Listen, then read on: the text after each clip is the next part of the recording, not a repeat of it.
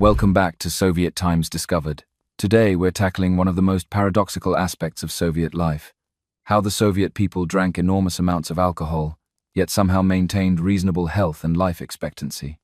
This is a complex story that challenges simple narratives about alcohol consumption and reveals unique aspects of Soviet culture, diet, and lifestyle that you won't find discussed anywhere else. Let's be clear from the start. Soviet people drank a lot. The statistics are staggering. By the 1980s, official figures showed annual alcohol consumption of about 15 liters of pure alcohol per capita. But experts believe the real number was much higher, perhaps 20 liters or more when you account for homemade alcohol that never appeared in statistics. To put this in perspective, this is roughly double what most Western European countries consumed at the time. The Soviet Union was competing with countries like France and Germany for the dubious honor of highest alcohol consumption in the world. Vodka was the drink of choice. This clear, strong spirit became synonymous with Russian and Soviet culture. It wasn't sipped slowly like whiskey or wine in the West. It was drunk in shots, knocked back quickly, often without pause between rounds. A typical drinking session might involve a half-liter bottle or more per person.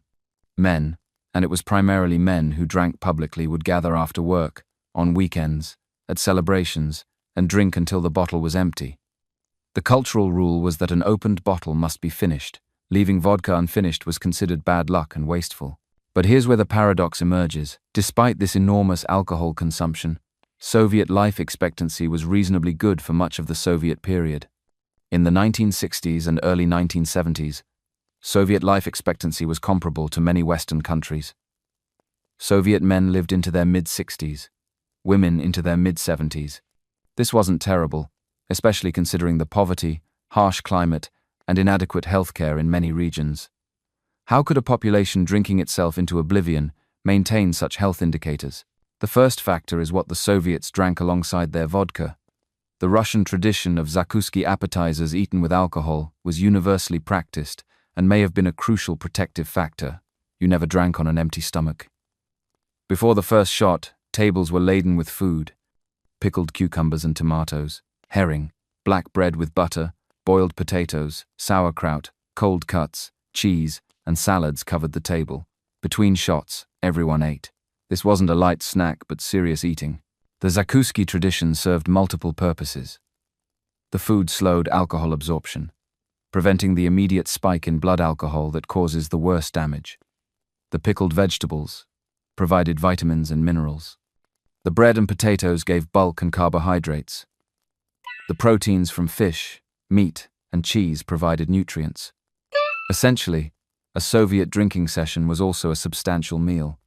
You couldn't drink without eating, and you couldn't eat without drinking. This cultural pairing was automatic and universal, practiced from the humblest village to the highest party gatherings. The types of food consumed with alcohol matter. Pickled and fermented foods, which were staples of the Russian diet, contain probiotics beneficial for gut health.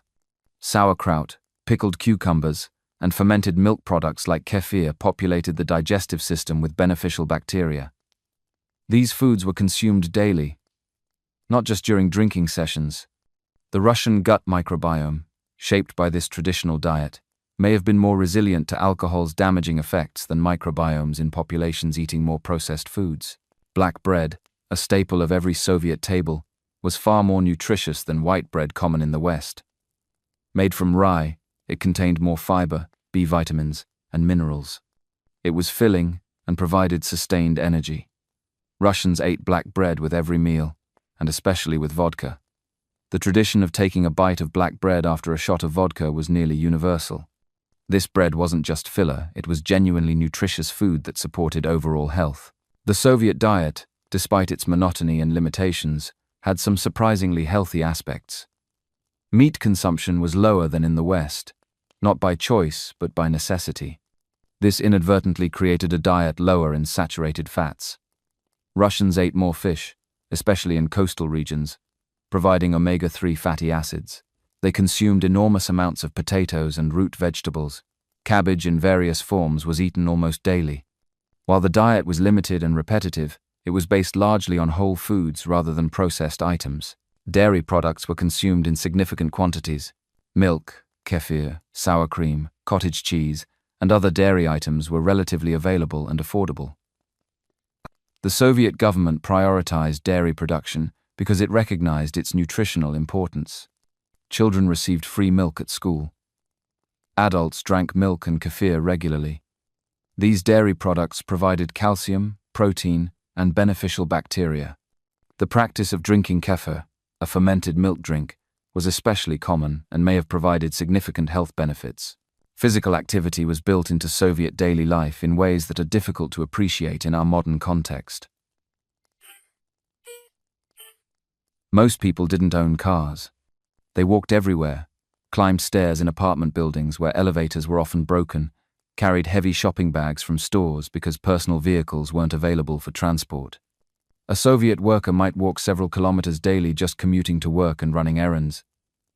This constant, moderate physical activity burned calories, maintained cardiovascular health, and helped metabolize alcohol. Manual labor was common. Many jobs involved physical work. Even office workers often participated in Saturday volunteer workdays called subbotniki, doing physical labor for community projects. Dachas required intensive physical work during planting and harvest seasons. People chopped wood for heating, hauled water, and maintained their properties. This regular physical exertion kept people fit and active in ways that counteracted some negative effects of alcohol consumption. The culture of communal drinking had protective aspects that are often overlooked. Drinking alone was stigmatized. Alcoholics who drank alone in misery were pitied and shamed. Social drinking was the norm. This meant drinking occurred in company, with conversation, food, and social interaction. The social bonds formed during drinking sessions provided psychological support and community connection. Loneliness and isolation, which are significant health risk factors, were mitigated by this communal culture. Russians drank intensely but relatively infrequently for many people. The pattern was binge drinking rather than steady consumption. A man might drink heavily on Friday night and Saturday, then abstain during the work week. This intermittent pattern, while still dangerous, allowed the body recovery time between drinking episodes. The liver could regenerate, the body could restore balance. This was different from steady daily drinking that gives the body no recovery opportunity. The bathhouse tradition, the Banya, may have played a role in maintaining health despite heavy drinking. Russians visited banyas regularly, enduring extreme heat followed by cold plunges. This practice promoted cardiovascular health, helped eliminate toxins through sweating, and boosted circulation. While the direct effect on alcohol metabolism is unclear, the banya promoted overall health and well-being. Many Russians believed the banya cured hangovers and purified the body after drinking. Soviet healthcare, while limited in many ways, provided universal access to basic medical care. Regular health screenings through workplaces identified problems early. Sanatoriums, health resorts where workers could spend subsidized vacations promoted recovery and health. While Soviet medicine couldn't perform miracles, the preventive approach and universal access meant health problems were often caught before becoming catastrophic. The question of alcohol quality matters. Soviet vodka, while strong, was relatively pure.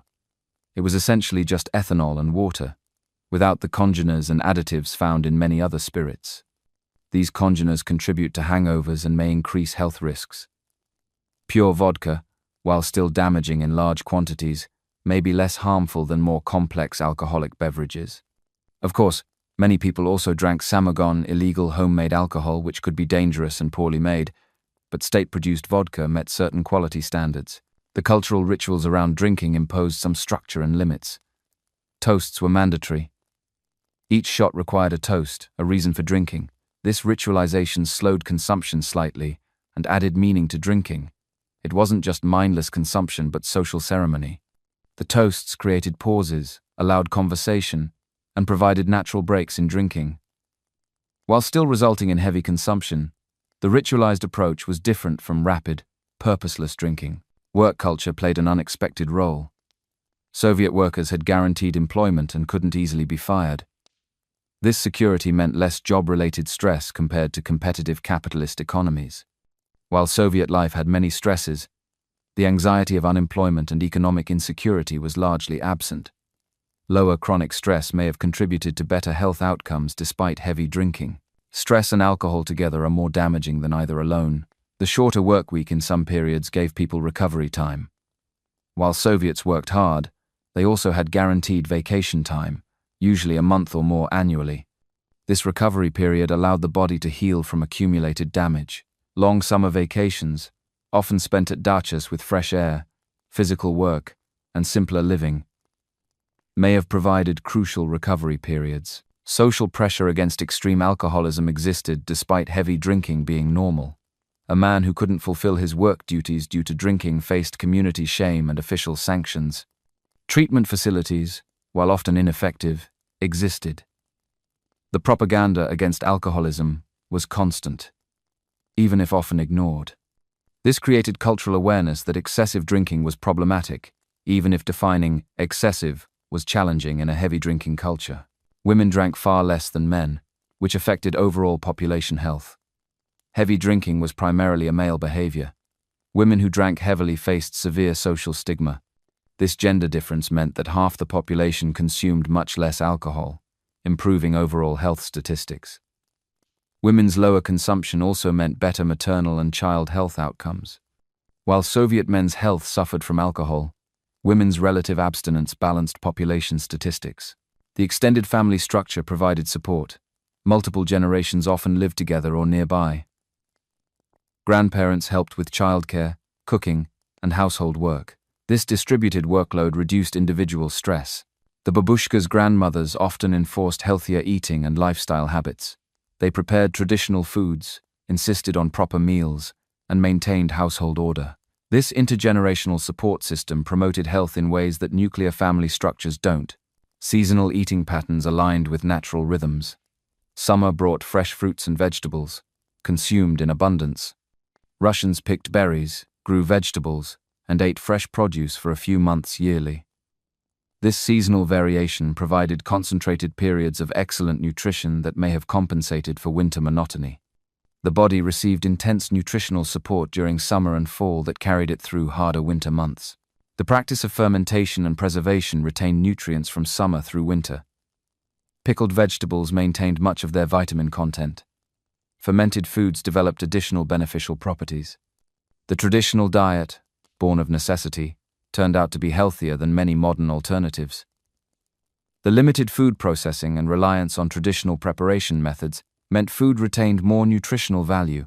Mental and emotional factors shouldn't be discounted. Despite the hardships, Soviet people had certain forms of security. Housing was guaranteed, healthcare was free, education was free, basic food was subsidized.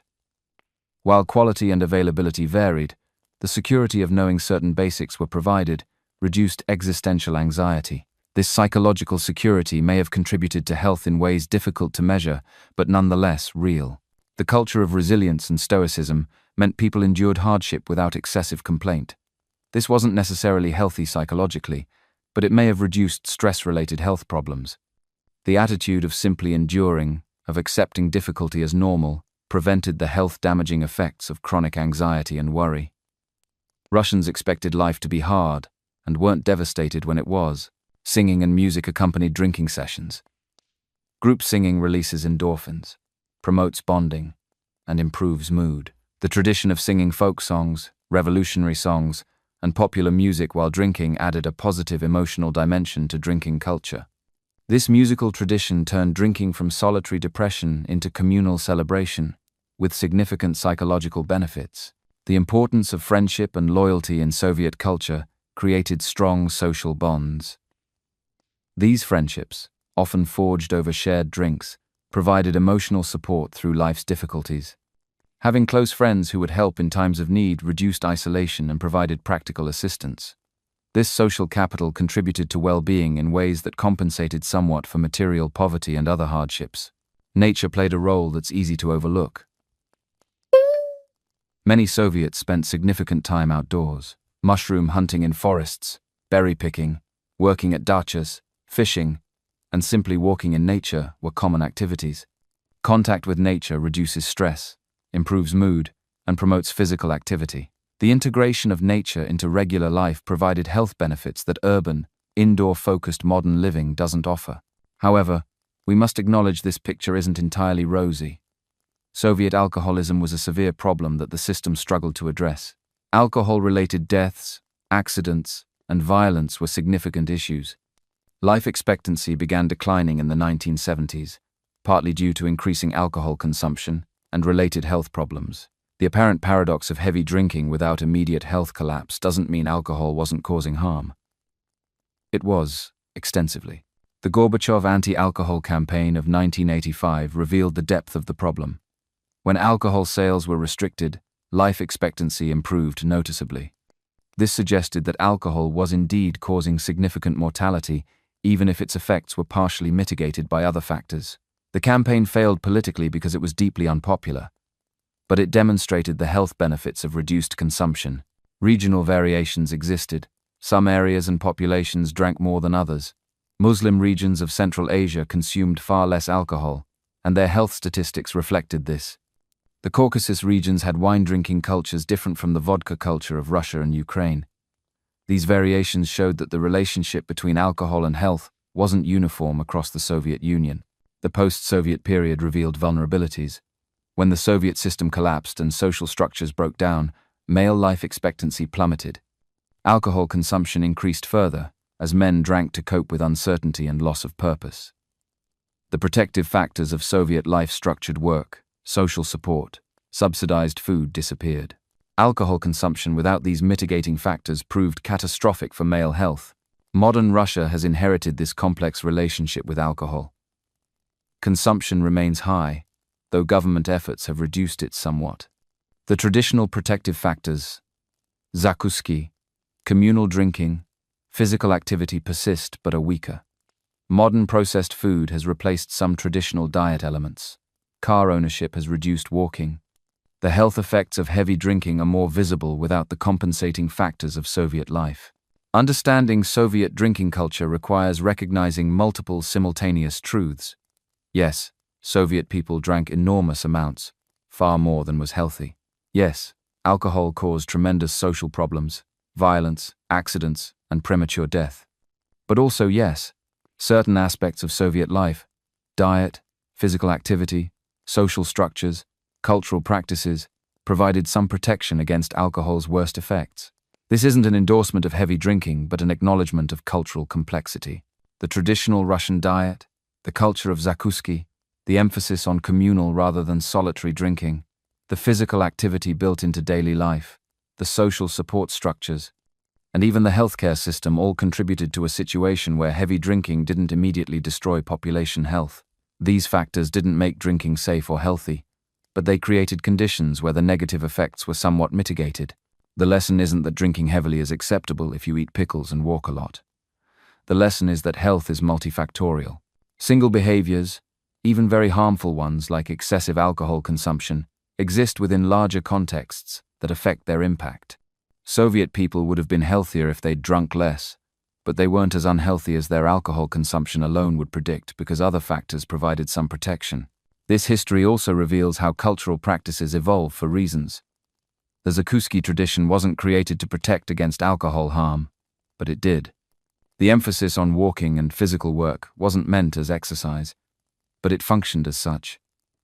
The traditional diet wasn't designed by nutritionists, but it had healthy elements. Folk wisdom and cultural evolution sometimes produce practices with unexpected benefits. Today, as traditional Soviet lifestyles disappear and are replaced by more sedentary, processed food-based living, the same levels of alcohol consumption are more dangerous. The protective factors are gone. This partly explains why post-Soviet public health has struggled. The complete package of Soviet life, with all its contradictions, created a certain equilibrium. Remove some elements while keeping heavy drinking, and the balance collapses. Thank you for watching Soviet Times Discovered. If you found this video informative, please like and subscribe for more insights into the paradoxes and complexities of Soviet life. Leave a comment below sharing your family's experiences or memories of Soviet drinking culture, or any topics you'd like us to cover in future videos. Until next time, this has been Soviet Times Discovered.